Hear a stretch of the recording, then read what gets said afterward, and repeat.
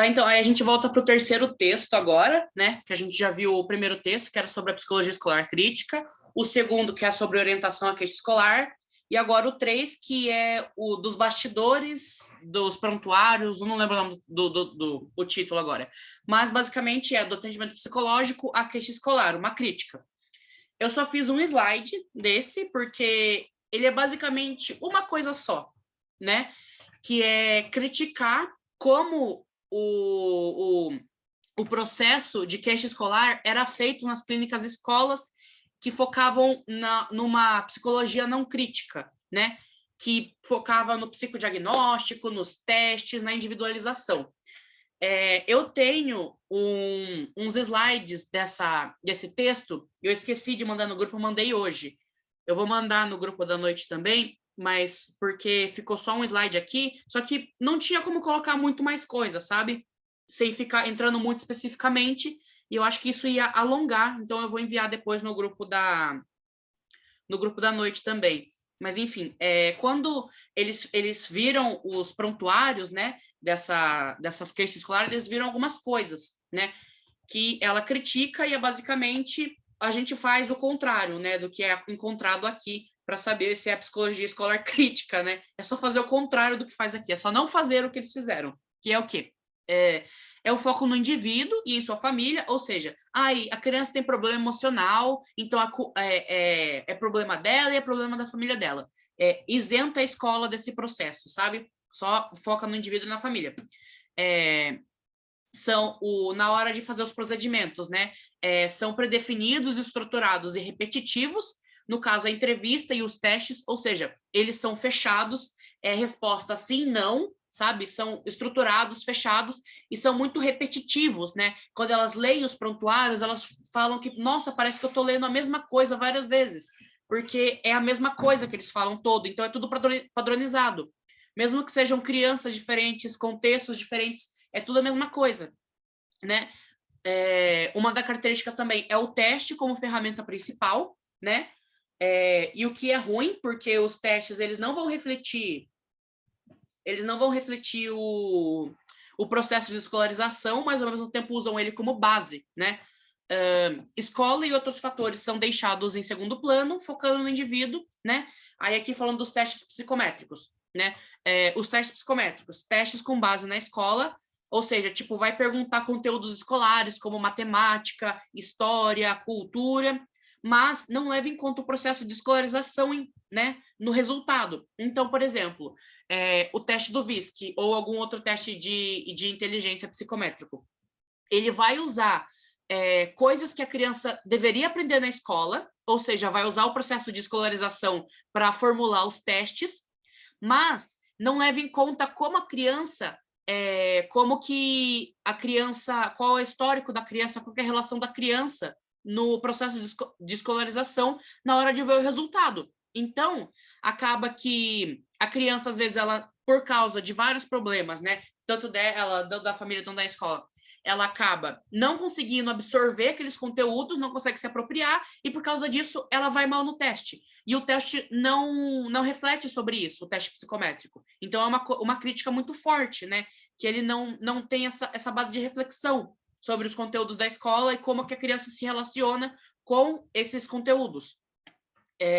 A solução é sempre psicoterapia para o indivíduo, individual para a criança e para os pais, né? Então, não é nem junto, tipo, criança e pais, criança e escola, não. É atendimento individual para a criança e psicoterapia para os pais também. Ou seja, uma solução fora da escola também, né? Testes projetivos se focam em problemas emocionais, né? E a criança ela se torna um objeto de pesquisa, ou seja, ela não é um indivíduo, um ser humanizado assim, ela é um objeto de pesquisa, né? Não se leva em conta o histórico escolar da criança, então é sempre problema emocional, problema no Édipo, etc. E não vê o histórico escolar, perde isso de vista. E gera e serve a exclusão social das crianças, porque gera estigma, né? Bem como a interiorização da incapacidade de aprender por parte delas. Então, elas vão ficar com o pensamento interiorizado que elas não são capazes de aprender, que elas são burras, que elas têm algum problema, que elas são complexadas, desviadas, etc. né? Então, em tese, é isso a crítica que se fazem nesse texto. E a psicologia escolar crítica, ela faz o contrário disso, né? Ela critica esses pontos e transforma, né? Desconstrói para depois reconstruir essa prática, né? Que é o que a gente estava vendo nos slides anteriores, que é feito com uma prática crítica e reflexiva. Aí tem o texto 4, que é sobre a indisciplina. Peraí. Ah, tá. Então, tem o texto 4 que a gente fala sobre a disciplina, que também é rapidinho, né? Só tem 3 slides, porque não tem uma coisa tão teórica, né? Ali tem mais um exemplo, e através desse exemplo de prática desenvolve o raciocínio, né? E o que a gente viu tanto no texto quanto quando a Kyra fez a dinâmica com a gente em sala de aula é que a questão da disciplina, né? Do mau comportamento, da raiva, rebeldia, está ligado com as emoções e as brincadeiras, né? Essa liberdade da criança e como essas emoções, né? Elas são tratadas na escola. E geralmente eles não são tratados, né? As emoções, o brincar que as crianças precisam, não são levados em conta na escola, pois são entendidos como algo a ser tratado fora dos muros da escola, algo reservado para a família ou para a terapia, né? Dando espaço à escola somente ao raciocínio. Então, é aquele negócio de produzir seres escolares, né? Seres que só raciocinam. Na escola, da porta da escola para fora é de um jeito, e da porta da escola para dentro é outro, né? Em um lugar onde só a racionalidade é admitida, não pode haver brincadeira, e não pode haver brincadeiras, que em tal contexto muda o nome e significado, ou seja, a criança não pode brincar na escola. Então, quando ela brinca, tem outro nome, que no caso é bagunça. Então, ela não está querendo brincar, ela está bagunçando, né? Então, é uma cisão que acontece, né? E essa cisão entre o estudar e o brincar acaba contribuindo para afastar o interesse dos alunos no conteúdo escolares, influenciando diretamente na aprendizagem. Gente, assistam Carrossel, pelo amor de Deus. Olha o jeito que a professora Helena lida com as crianças. É meio que isso daqui, entendeu? Não sejam... O meu primo assiste Carrossel quando vem aqui em casa, e eu fico tentando analisar com base na psicologia escolar, e eu vejo, gente, essa professora Helena é muito boa, pelo amor de Deus. E, assim, tipo, quando a gente pensa em um professor, né, a gente tá pensando na relação de professor e aluno aqui, né, ele não deve sufocar a vivacidade, não deve sufocar a criatividade da criança, as emoções, para que haja só disciplina e raciocínio, porque isso vai estourar em alguma hora, né? E não vai ser bonito o jeito que vai acontecer. E acontece do jeito que são mostrados na escola, no caso, ligado à disciplina, à rebeldia e etc, né? Então, a escola tem que ter espaço para isso também, para que a criança não desvincule essa parte que faz parte, esse aspecto, né, que faz parte da personalidade dela. Aí tem a relação do professor e do psicólogo, né, que o professor ou a professora, né, tende a repetir os modelos que teve e as vivências pelas quais passou ou passa. Sendo assim, é difícil transmitir prazer em estudar quando o seu próprio vínculo com o estudo é ruim. É difícil ensinar de forma significativa e lúdica quando nunca se vivenciou algo assim. Então, é aqui que entra um pouco da reprodução, né? O professor teve um professor que era desse jeito. Aí o professor do professor também teve um professor que era desse jeito. E continua perpetuando esse modo de ensino nocivo, né? Que acaba gerando a indisciplina. É nesse ponto onde a ação do pedagogo e do psicólogo se complementam, né? Ou seja, tem uma ponte. O psicólogo, ele vai possuir formação, teoria para lidar com as questões mais profundas. E o pedagogo, né, o professor, vai possuir as técnicas pedagógicas para aplicar a ação. Então, um vem com a teoria e outro vem com a prática, né? Então, é importante que nós tenhamos nos professores aliados, né? Porque sem os professores, a gente não vai conseguir fazer um trabalho efetivo na classe, né? E não vai mudar o que está acontecendo. Aí tem outros fatores que geram a indisciplina, né? Fica claro que não se pode pensar escola isolada da sociedade. Isso a gente viu no começo do semestre, quando falou sobre teorias críticas e teorias não críticas, né? As teorias não críticas são as teorias que negam que a sociedade influencia na escola, né? E a gente não pode negar isso, né? Não pode isolar a escola disso, porque aparecem referências sobre conflitos entre meninos e meninas, ou seja, dinâmicas de gênero, e a reprodução do machismo estrutural, racismo e dominação dos mais fortes, que são relações sociais que aparecem refletidas na escola, sabe? Então, não tem como isolar a escola desse processo. A responsabilização dos alunos pelo que ocorre de errado na classe faz parte do discurso oficial. Então, né, a escola oprime a criança, aí a criança acaba tendo um ato de rebeldia e ela é culpada sobre isso, e isso pode deixar ela mais revoltada ou com menos vontade de aprender, né? Então, são coisas que também vão contribuir para o processo que gera a indisciplina, o mau comportamento, rebeldia, etc. E fechamos aqui com o último tópico. Alguém tem alguma dúvida em relação aos 2 tópicos anteriores ou está tudo certo?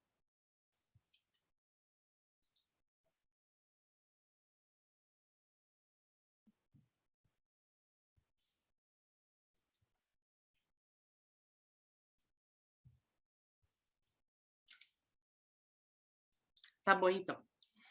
Aí, finalmente, chegamos ao último tópico que a gente viu na aula passada, então está fresquinho nas nossas memórias, que é a orientação profissional com base no sócio-interacionismo. Jesus, já é 5h40. Nossa, eu fiquei muito tempo aqui. Nós ficamos muito tempo aqui, né? Todos nós somos guerreiros. Então, o processo de orientação e escolha profissional é transpassado pela escolarização, né? Ou seja, a escola e o que acontece na escola está envolvido no processo de escolha da profissão, né? Por isso, a importância do psicólogo escolar estarem presentes nesse espaço. Entretanto, não é qualquer psicologia escolar, mas sim o ramo crítico, que traz como base seus trabalhos a teoria sócio-histórica de Vygotsky, né? Ou seja, qual que é a diferença, né? Essa psicologia escolar, que vai fazer essa atuação na orientação profissional, ela vai criticar, né, e revolucionar e transformar o processo de orientação profissional tradicional, né? Então, o que ela critica? É essa visão estreita, né, e mecânica das relações em relação a este processo, se atendo muito mais que se atentam muito mais a perguntas e testes, né? Ou seja, você gosta disso ou daquilo, daquilo. Você é bom em qual matéria da escola? Sou boa nessa. Então, né, muito mecânico e muito estreito para entender o que significa escolher uma profissão, né? Bem como não levar em conta os aspectos sociais e históricos presentes na construção da identidade, né? A identidade é fundamental, né? A identidade é quem somos ou quem queremos ser, né? E a profissão é isso, né? Eu sou médico, eu sou psicólogo, eu sou professor, é uma identidade. Então, a construção da identidade e como nós buscamos uma identidade profissional é muito importante para entender por que a gente faz nossas escolhas, né? Então, é importante refletir sobre ela. Aí tem aqui a imagem profissional e a identificação, que vai falar sobre a identidade, né? Cada profissão possui uma imagem própria para cada pessoa. Então, cada um aqui vai ter uma ideia do que é ser psicólogo. Cada um aqui vai ter uma ideia do que é ser professor, ou médico, ou engenheiro, né? E essa imagem, ela é construída a partir das nossas experiências, né? Das experiências que nós vivemos, e pelos processos históricos e culturais que faz parte, né, desse processo de construção. A imagem é formada pela profissão que o indivíduo deseja seguir, ou seja, né, por exemplo, a gente tem uma imagem de psicologia, de psicólogo, né? Essa imagem que a gente construiu do que a gente quer seguir reflete as nossas necessidades e valores subjetivos, né? Que são construídos na relação histórica e no ambiente social. E é por esse motivo o indivíduo é por esse motivo que o indivíduo se identifica com a imagem profissional. Ou seja, por que o indivíduo quer fazer fotografia? Ou por que o indivíduo quer fazer jornalismo, né? Porque na imagem dessa profissão, ele vai identificar, ele vai ver refletida as necessidades que ele tem e os valores que ele preza, né? E é por isso que ele se identifica com essa profissão, porque tem os valores que ele quer e as necessidades que ele acha que precisa, que ele tem, né? Aí tem o programa de escolha profissional com base na psicologia sociohistórica, né? Que é um processo, esse processo de escolha profissional é um tema de várias ciências abordar, porque o fenômeno, né, de escolha profissional, em como que o indivíduo vai escolher, por que ele escolhe, tem que ser visto por várias lentes, né, por várias ciências. Não deve ser um processo diagnóstico e prognóstico como uma fórmula de decisão. né? Então, não tem que ser feito como um teste, né? Tem que ser feito como uma forma de reflexão para que o próprio indivíduo chegue na conclusão do que ele quer, né? E qual que é a estratégia desse programa, né? É dar condições, né? Ou seja, só dar suporte para que o próprio indivíduo faça sua reflexão e possa decidir tendo consciência dos fatores que determinam suas escolhas. Então, é escolher sabendo por que está escolhendo, não escolher pelo escuro, sabe? Então, é importante esse processo de reflexão. O trabalho em grupo é mais recomendado que o individual, já que as dinâmicas em grupo, né, elas vão enriquecer o processo, que ajuda a melhor nas observações, no levantamento de hipóteses e na hora de refletir sobre essas ideias, né? E ele é dividido em 3 etapas, né?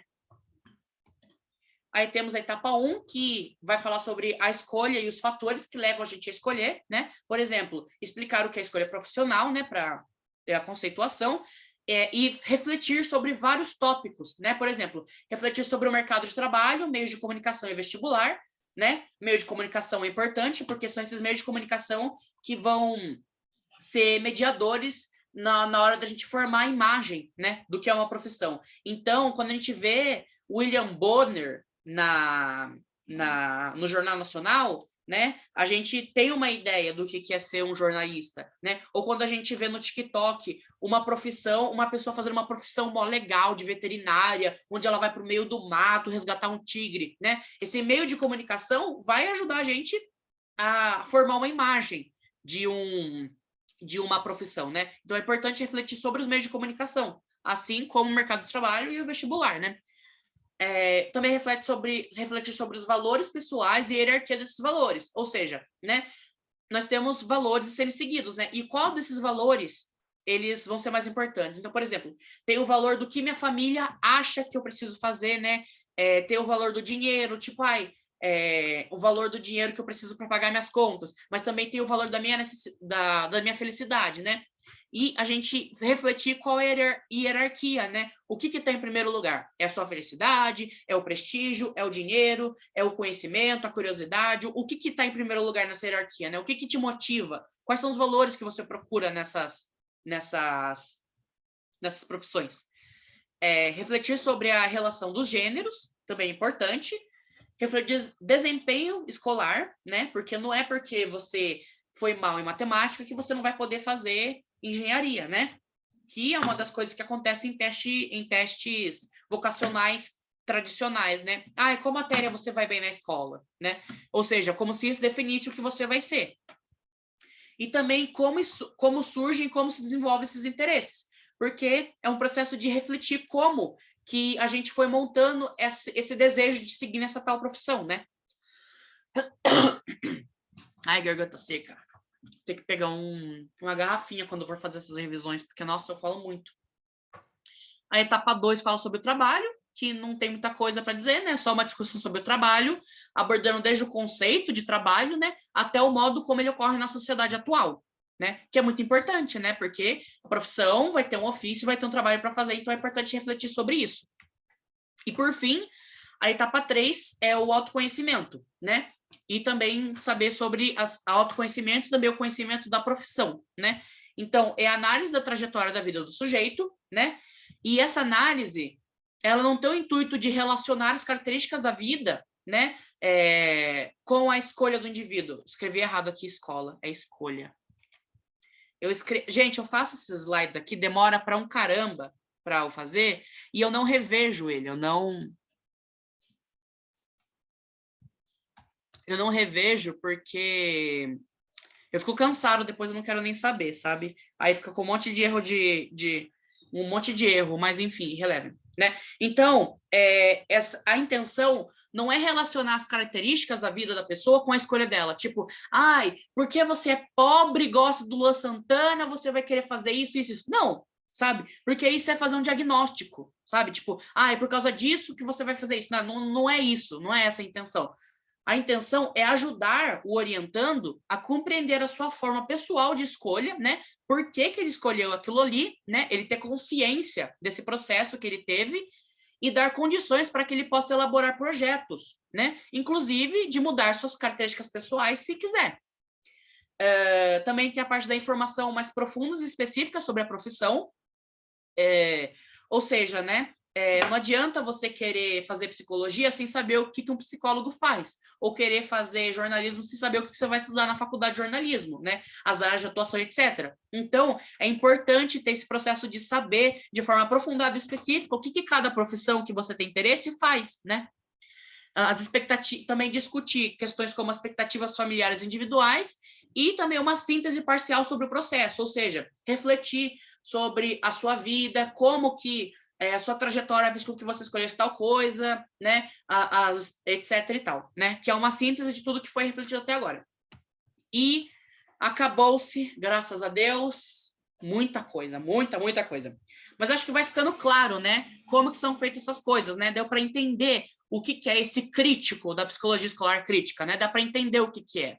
Eu acho que fica claro isso, né, durante toda a revisão aqui, né? Espero que pelo menos tenha ficado claro para vocês. Alguém tem alguma dúvida? Alguém tem alguma coisa que queira esclarecer? Ou algum comentário, alguma coisa?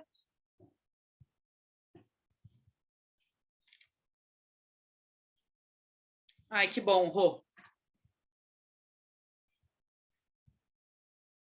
Amar, afetar, atravessar. Nunca tinha visto essa frase aí, Keneia. Nunca tinha visto, uma frase bem bonita.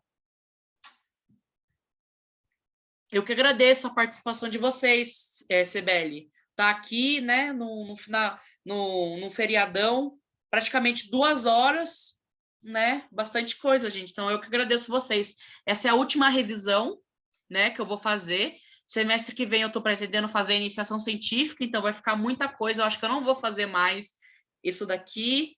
Então, essa é a última revisão que eu fiz. Eu não vou fazer do Juca também, eu acho, talvez eu faça, mas não tenho certeza. Eu acho que eu vou estar descansando, né? Porque a matéria do Juca nem não sei como estudar, mas enfim. Então, acho que essa é a última revisão e eu gostei de ter ficado com psicologia escolar, que é uma matéria que eu gostei tanto. Espero que vocês tenham gostado e aproveitado da matéria também, né? E ter aproveitado a revisão também. Espero que vocês tenham gostado da assessoria. Eu e a Linha, a gente trabalha duro para conseguir deixar tudo bem bonitinho.